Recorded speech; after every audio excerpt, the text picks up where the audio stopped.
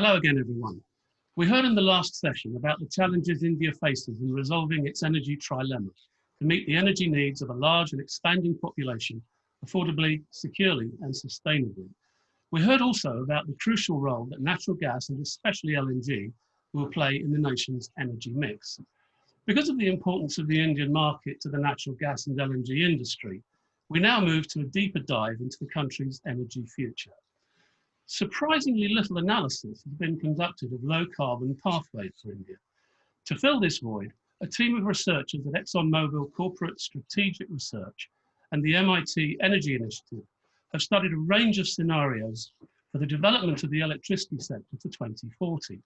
The study accounts for uncertainty in future natural gas prices, the cost of energy storage and variable renewable energy technologies, and a variety of carbon emission constraints and targets for variable renewables. To present the study's findings, I'm delighted to welcome Dimitri Papageorgiou, one of the researchers on the ExxonMobil team. Dimitri, over to you. Thank you, Alex. So thank you for attending our presentation entitled Decarbonisation of the Indian Electricity Sector, Technology Choice and Policy Trade-offs. I'm Dimitri Papageorgiou, and I'll be presenting on behalf of my collaborators at the MIT Energy Initiative and at the Council on Energy, Environment, and Water. I'd like to give special credit to our student collaborator, Ivan Rudnick, as this work earned him the MIT Technology and Policy Program's Best Thesis Award for 2020 for offering insights into designing energy policies that could help India achieve its decarbonization goals.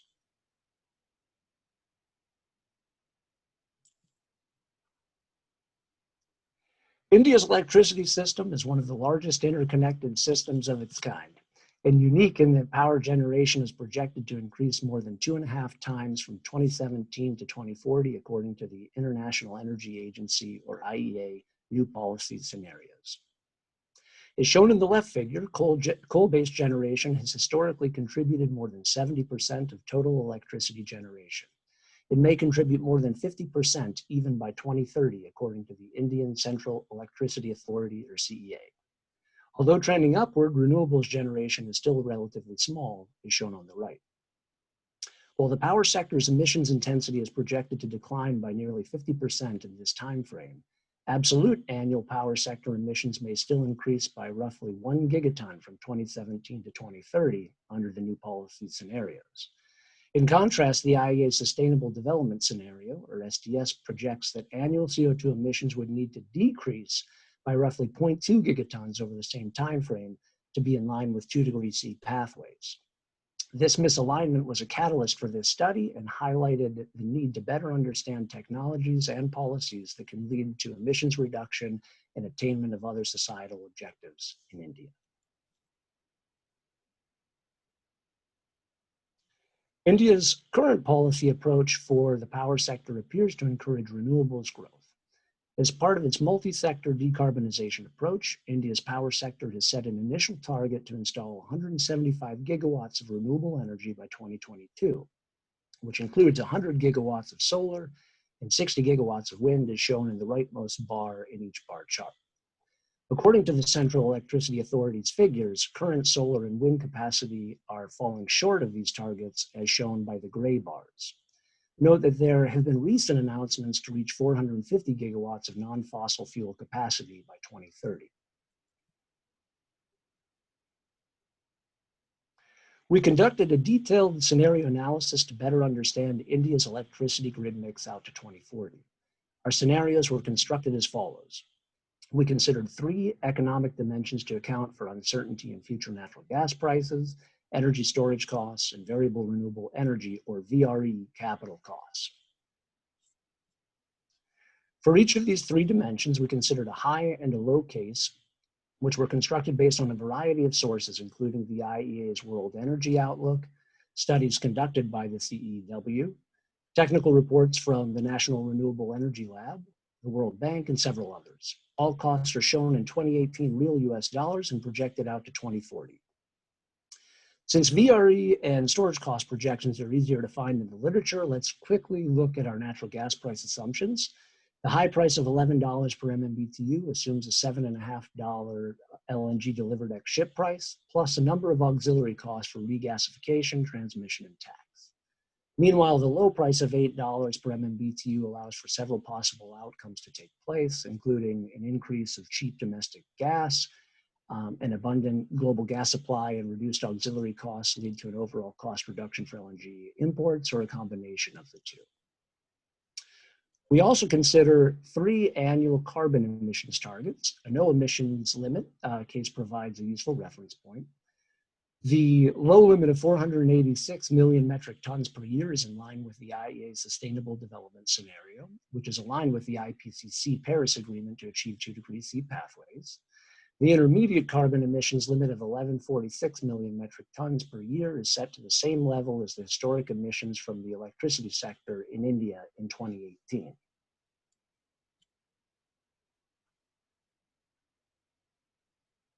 For this study, we used the GenX model developed by MIT researchers to analyze capacity expansion in India. The model takes the vantage point of a centralized planner seeking to determine least cost generation, storage, and demand-side resources to meet hourly load for a single future year, 2040. As shown on the left, it takes as input a large amount of data, including hourly demand and renewables projections, techno-economic assumptions for generation and storage technologies, fuel prices, transmission limits, constraints resulting from policy assumptions, and more. Using this data, GenX computes a cost-optimal solution to meet load in all 8,760 hours of the year 2040, while satisfying an array of operational constraints typically called unit commitment and economic dispatch constraints in electricity modeling parlance. These include constraints on hourly ramping and operating reserves as a function of the level of VRE resources in the system. As shown in the middle box, GenX balances the trade-offs between long-term capacity investment decisions and short-term operational decisions to compute its cost-optimal solution. Finally, model results are analyzed after the model is solved. Key outputs include cost-optimal generation and storage capacity and utilization rates, as well as a breakdown of system costs and emissions. This slide attempts to summarize the results of hundreds of hours of computational experiments. For each major generation technology shown on the horizontal axis, we present the range of 2040 generation outcomes projected by our model under the 3 emissions-constrained cases, also listed on the horizontal axis. Let's first investigate what happens when no emissions limit is imposed. We see that over the 8 high-low economic scenarios that we consider, coal generation is projected to contribute 61 to 82% of total annual electricity generation. This suggests that in the absence of an emissions limit, coal will play a dominant role in the electricity sector. VRE generation from hydro, solar, and wind is projected to contribute 10 to 32% of total generation. Nuclear generation contributes another 6% in all cases. Meanwhile, natural gas generation would play a minor role. Examining the other extreme, we see that when a stringent annual CO2 emissions limit of 486 million metric tons is enforced, natural gas generation plays a more prominent role, while the contribution from coal generation is less than 10%. In this setting, VRE generation contributes as much as 65% of total generation, while natural gas and energy storage provide flexibility, ramping, and reserves. A moderate emissions limit of 1146 million metric tons sees coal generation in a range of 26 to 35% of total annual electricity generation. However, on an absolute energy basis, coal generation remains near its fiscal year 2019-2020 levels. Meanwhile, VRE resources can still reach 55% of total generation. Natural gas generation ranges from 2 to 27% depending on the gas price and the cost of VRE in energy storage.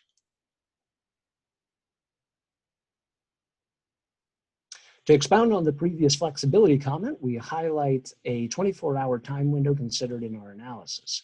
As mentioned earlier, our GenX model explicitly considers all 8,760 hours of the year 2040.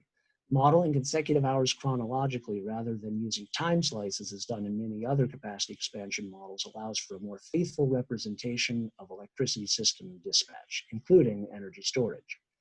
This slide illustrates how generation and energy storage resources are dispatched on a future October 16th day when net load, defined as load minus VRE generation, reaches its apex.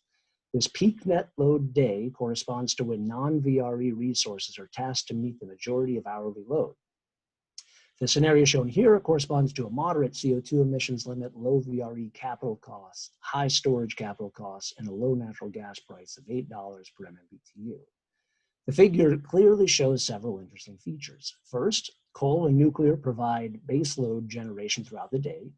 Second, natural gas combined cycle plants provide significant ramping flexibility as they're tasked to ramp down their power output by roughly 150 gigawatts in a 3-hour time span between 7 and 10 a.m., and then ramp up by a similar amount when the sun goes down. Third, when energy storage costs are low and gas prices are high, the two technologies swap roles, suggesting that both can play the role of a ramping/balancing agent. Fourth, there is a minimal role of backup diesel power since the grid is modeled as a high reliability system. Fifth, while curtailment may appear high on this extreme day, overall curtailment is quite low in the range of 1 to 3%. I'll let the interested viewer peruse other slides that we have offline. We now turn to comparing the effectiveness of two different policy mechanisms aimed at reducing carbon emissions. The first, as we have seen, is a policy directly capping annual CO2 emissions. The second is a renewables portfolio standard, or RPS policy, which sets a minimum requirement on the annual dispatch generation from renewable resources. We present the results associated with a moderate annual CO2 emissions limit of 1146 million metric tons.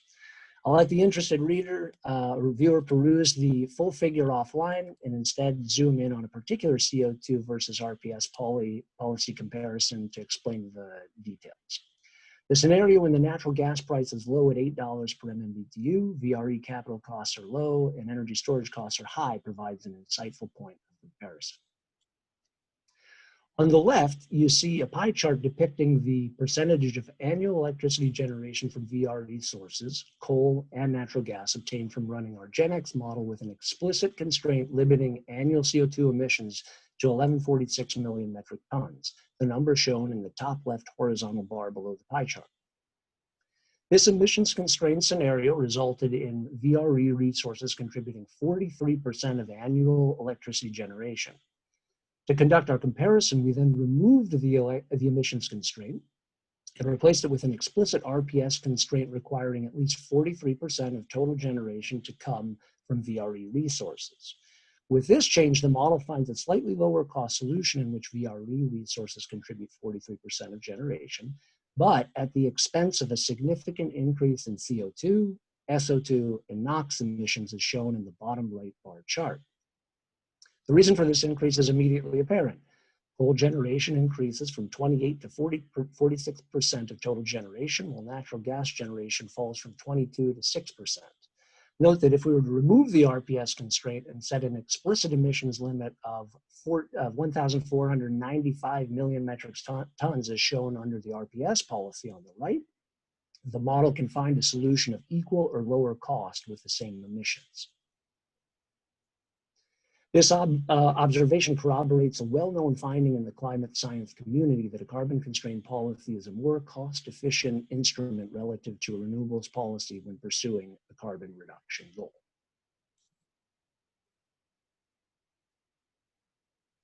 Based on our numerous experiments, exclusively focused on the Indian electricity sector, we can now present our main takeaways. First, natural gas and energy storage provide flexibility under stringent carbon constraint scenarios. Coal, gas, and storage balance VRE generation in moderate emission scenarios. Second, variable renewable generation can increase based on economic reasons alone, regardless of the emissions limit. Third, moderate emissions limits can be achieved while keeping coal generation near its fiscal year 2019-2020 levels. And last, a carbon-constrained policy is more cost-efficient than an RPS policy when pursuing a carbon reduction goal. Thank you very much. Thank you, Dimitri, for an insightful and thought-provoking presentation. To summarize the key conclusions, We are likely to continue to see rapid expansion of variable renewables capacity in India, with natural gas playing a major role in facilitating the integration of variable renewables into the nation's electricity system. And there's a clear message for policymakers. Policies targeting emissions reductions will reduce emissions more efficiently than renewable portfolio standards. Our next session this morning will examine LNG demand growth in the world's biggest markets in a region with few pipelines. I'll be back with you shortly.